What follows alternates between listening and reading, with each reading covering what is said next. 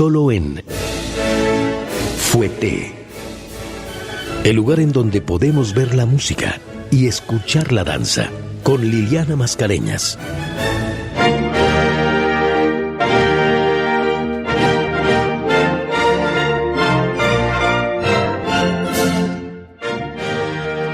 Hola, muy buenas noches. ¿Qué tal? ¿Cómo están? Soy Liliana Mascareñas. Muchas gracias por acompañarme una vez más en Fouetté, este espacio de Opus 94, en donde cada semana podemos ver la música y escuchar la danza.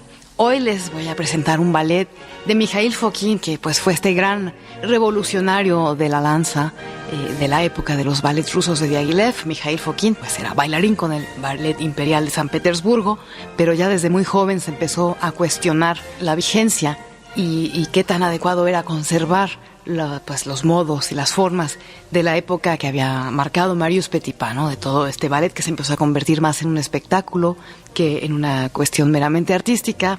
Él criticaba pues muchos aspectos de este periodo, ¿no?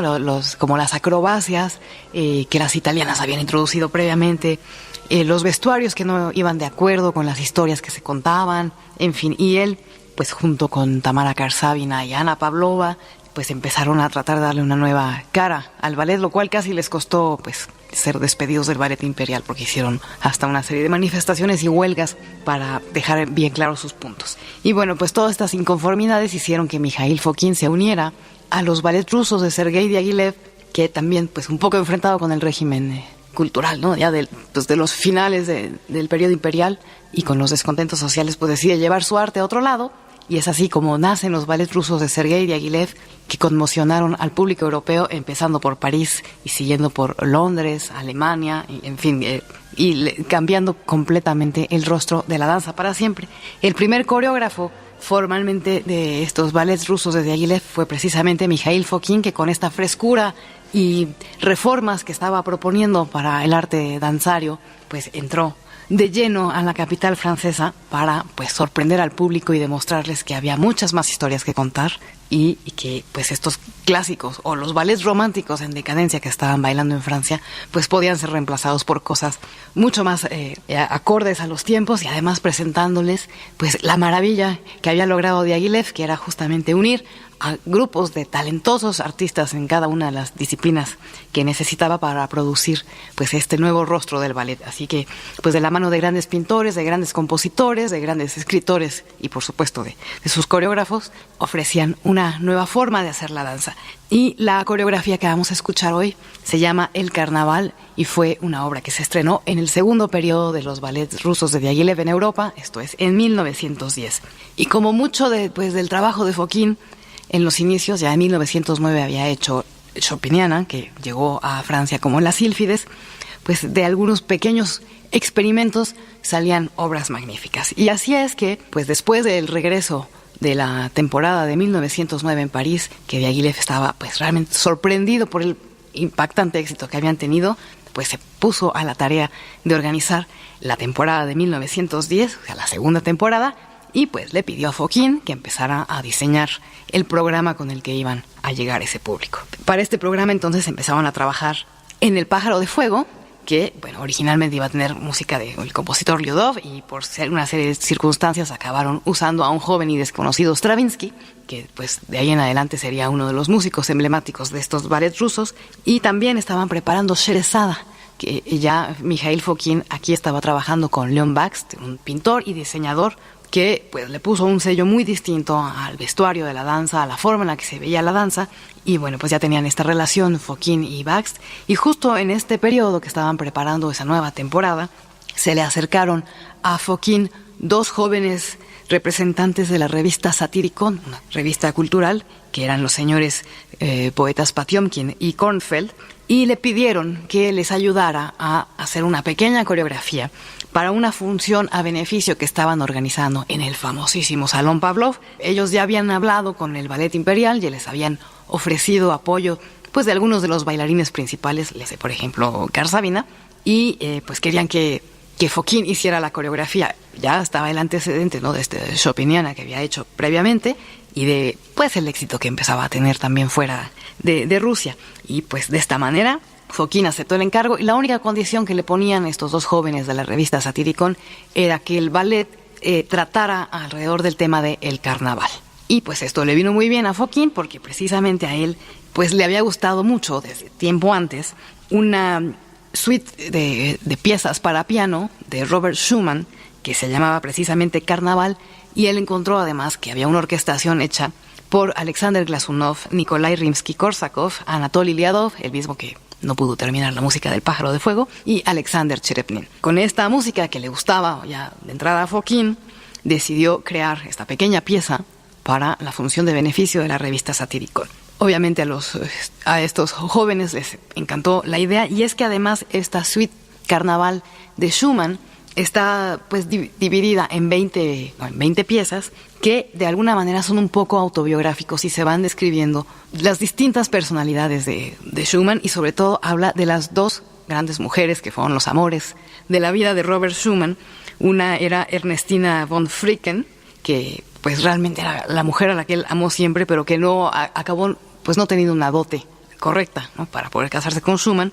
Y la otra mujer pues fue Clara Schumann, que fue la esposa de toda la vida de este compositor. Además, en este carnaval también las piezas llevaban ya nombres pues de los personajes que tradicionalmente se asocian con la comedia del arte italiana, que son Arlequín, Colombina, Pierrot, Pantalón, Chiarina, Estrella, hasta una mariposa, ¿no? Todos estos son personajes tomados de estas comedias del arte italianas que están descritos en los títulos de cada una de las piezas de la obra de Schumann. Y también, intercalados en estas piezas, hay fragmentos que reciben nombre de compositores que de alguna manera pues inspiraban, ¿no?, también a Schumann, que son propiamente Chopin y Paganini. Así que con esta descripción y los títulos de las obras, de las piezas de la obra Carnaval, fue que Mikhail Fokine, junto con Leon Basque, escribió ya un libreto. Era un libreto específicamente hecho para el ballet que Fokine tenía en mente. Y bueno, Leon Basque también era un hombre muy innovador, tenía pues ideas también revolucionarias para el diseño escénico, y por eso se llevaba también con Fokine, y pues decidió crear para este ballet algo que es totalmente cursi a nivel del vestuario, que recrea la época Biedermeier de Alemania, ¿no?, que es esta forma de hacer vestuarios pues llenas de holanes, ¿no?, faldas de 5 o 6 capas de holanes con amplias crinolinas, con mangas llenas también de encajes y holanes, estos gorritos característicos que se amarran bajo el cuello pero que tienen una gran visera, ¿no?, y todo decorado con holanes. Realmente el vestuario es pues correctamente cursi, ¿no?, que era un poco el efecto que querían mostrar tanto Fokine como Basque. Y esta rebuscado, ¿no?, y como rococó del vestuario contrasta con lo que acabó siendo la escenografía. Porque en un principio Basque había propuesto que esta escena de carnaval se desarrollara en un jardín. Entonces había hecho, y de hecho se empezó a bailar así, un diseño de pues un jardín con unas fuentes también un poco cursis y unas balustradas detrás, ¿no?, el gran cielo soleado, en fin. Pero después, para generar un mejor contraste y como un efecto de estar viviendo realmente adentro de una escena, la escenografía se convirtió en 3 telones azules, que fueron el escenario, ¿no?, los laterales y el fondo, unos pesados telones azules que a veces fueron verdes, pero bueno, en las versiones que se montan ya actualmente sigue siendo azul, y esto entonces nos encierra a estos personajes pues como en la antesala, ¿no?, de algo que podría estar sucediendo atrás.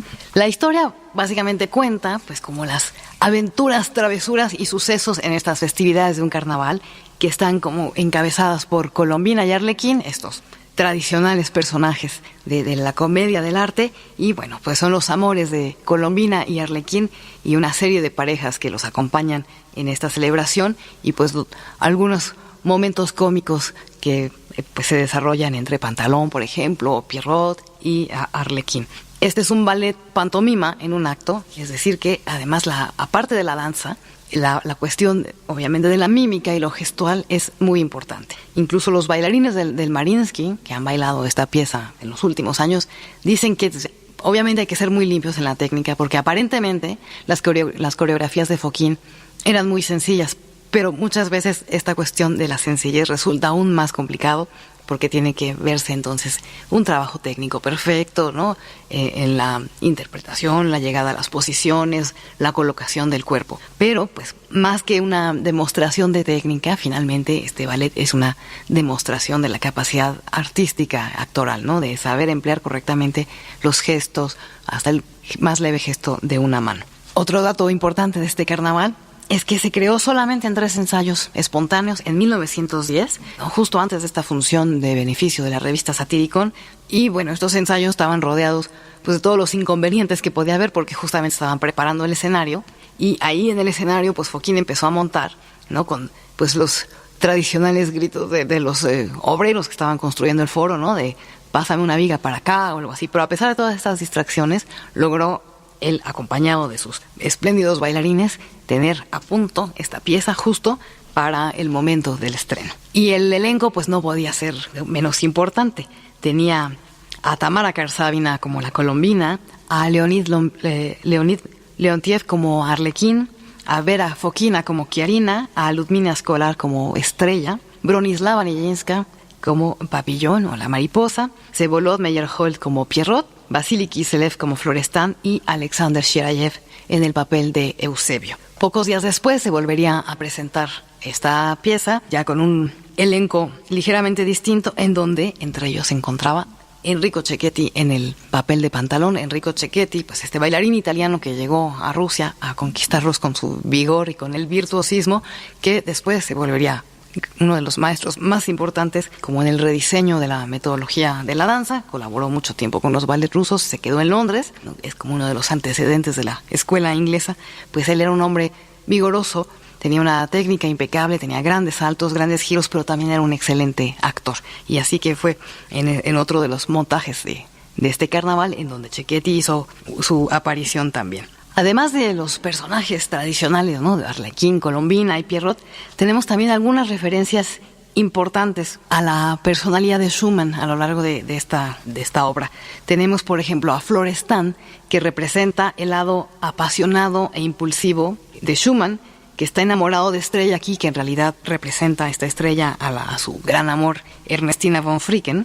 Y por otro lado está el personaje de Eusebio, que representa también el lado tímido y romántico de Schumann, enamorado en la historia de Chiarina. Acaba siendo Clara Schumann su esposa. Carnaval fue un éxito inmediato también, pues cuando se presentó con los ballets rusos de Diaghilev, como se podrán imaginar. Primero se presentó a finales de mayo, el 31 de mayo de 1910, en París, con pues un elenco también distinto, y estaba Lopujova como Colombina, Vera Fokina, la esposa de Mikhail Fokin, como Chiarina, Madame Plitz como Estrella, Bronislava Nijinská seguía haciendo el papel de Papillón o Mariposa, Igor Bulgakov era Pierrot, Mikhail Fokin, el propio coreógrafo, hacía el papel de Arlequín, Nikolai Orlov hacía Pantalón, y estaba también Messier Scherer como Eusebios y Vasily Vasiliev como Florestan. Después de este éxito en París, se presentaron en junio en Alemania, y se dice incluso que después de haberse presentado allí, esto ya en 1912, que se presentaron en Dresde, la exclusiva fábrica de porcelana de Meissen fabricó figurillas de los diferentes personajes del ballet, y es que eran tan cursis que eran perfectos para hacer esas porcelanas de muñequitas llenas de holanes, ¿no? Y tocados de encajitos, en fin, que pues además habían tenido tanto éxito que estas piezas pues se vendieron como pan caliente. Y vamos a adentrarnos en este carnaval. Entonces estamos en un escenario, en el telón cerrado, se empieza a escuchar el preludio, y de pronto sube el telón y ya estamos pues adentro como de esta caja, ¿no? Con los 3 telones azules, y van apareciendo los personajes. Primero tenemos la entrada de una serie de parejas, que acaban siendo 8 parejas que van entrando de lado y lado.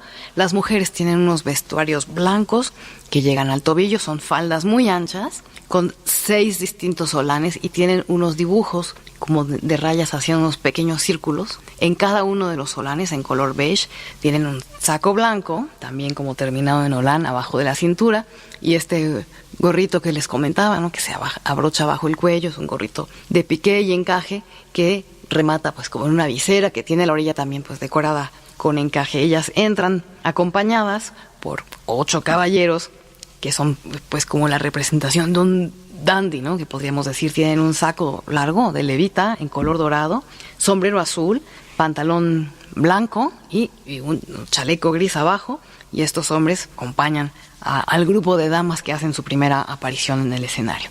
Y después van desfilando los personajes centrales. Tenemos que entran otros 2 hombres de este saco dorado y sombrero azul, acompañando de lado y lado a una mariposa, a Papillón.